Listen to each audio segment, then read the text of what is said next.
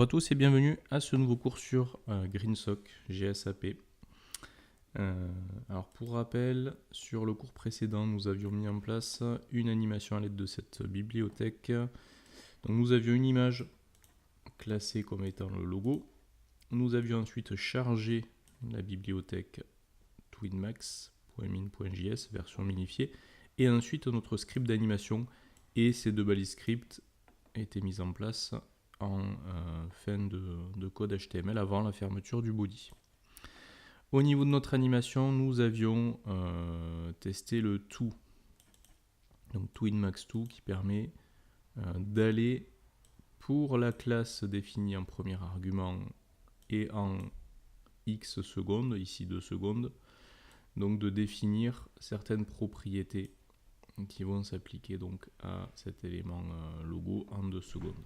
Donc ici c'est un déplacement horizontal, un agrandissement en échelle x2 et une rotation de 360 degrés avec un effet de rebondi. Alors ça nous donnait ceci.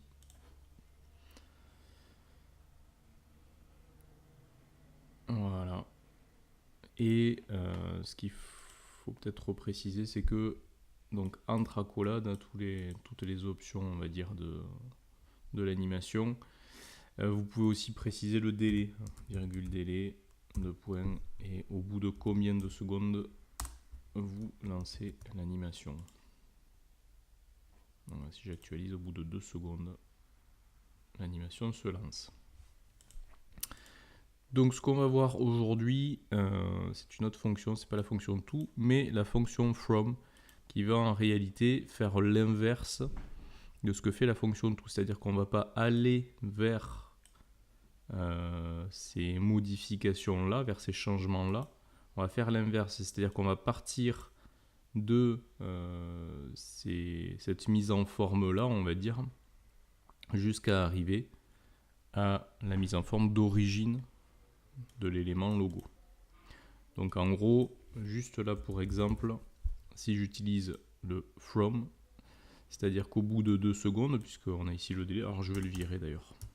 Donc instantanément, on aura l'animation qui va déplacer le logo des X500 vers X0, qui va donc faire décroître la taille du logo, donc en x2 vers le x1, qui va faire tourner de 360 à 0 et qui va ramener tout ça avec l'effet rebondi.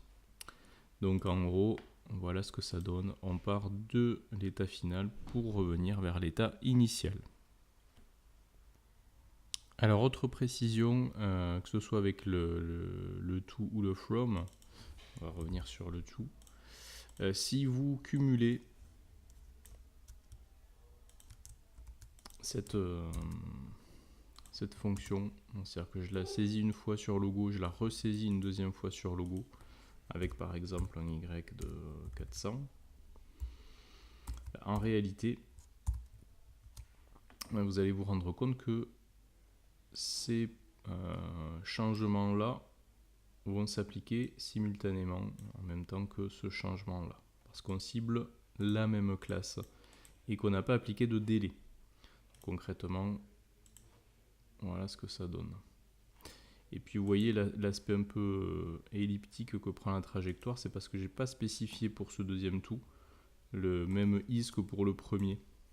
Donc le y se fait de manière linéaire et pas le second. Alors si je remets le même effet de bounce sur le deuxième to, à ce moment-là on aura un déplacement plus logique, on va dire. Voilà, et ceci est valable aussi bien pour les to que pour les from. Donc voilà, effectivement, ces deux fonctions se jouent simultanément. Et si vous voulez que le y se joue après le to, à ce moment-là, vous pouvez utiliser le délai. Alors on verra qu'il y aura les fonctions callback aussi, mais vous pouvez mettre un délai et dire le y se fait après les 2 secondes de l'animation précédente, donc un délai de 2. J'actualise, hop, première anime, 2 secondes, et la deuxième.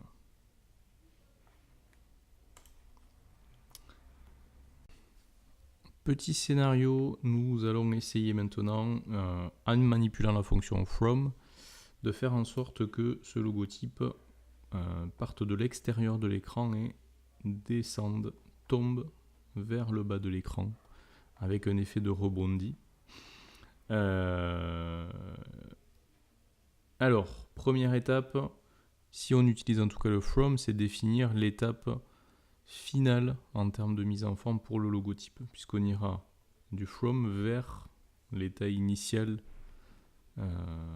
défini en CSS. Donc c'est-à-dire que je vais d'abord mettre en place le logotype comme je veux qu'il soit à la fin de l'animation, c'est-à-dire en bas de l'écran.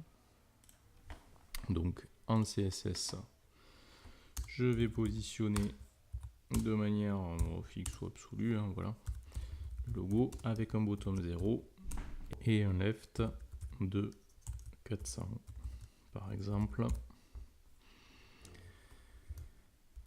Donc du coup au niveau de mon fichier animation, je vais retirer ces animes là. Donc normalement, voilà ce que j'obtiens. Le logo en bas de l'écran. Et donc, je vais encore une fois utiliser le TwinMax. Avec cette fois-ci le from. Je vais toujours cibler le logo. Je veux que l'animation se joue en 2 secondes toujours. Et ensuite donc, qu'est-ce que je vais mettre entre accolades? Tout simplement les éléments de mise en forme du logo à la première étape de l'animation, au démarrage de l'animation. Donc par exemple, une position verticale à l'extérieur de l'écran, donc je vais mettre quelque chose comme moins 1000 pixels, et un effet de rebondi qui sera approprié dans ce cas de figure. Et logiquement, voilà ce qu'on est censé avoir. J'actualise, hop, le logo qui tombe, jusqu'à arriver à sa position telle que définie au niveau du CSS. Donc voilà vraiment pour ce qui est de la fonction from. Et je trouve ça au final même peut-être plus pratique que le tout en réalité. Donc on se retrouve très bientôt pour une prochaine vidéo, toujours sur GSAP.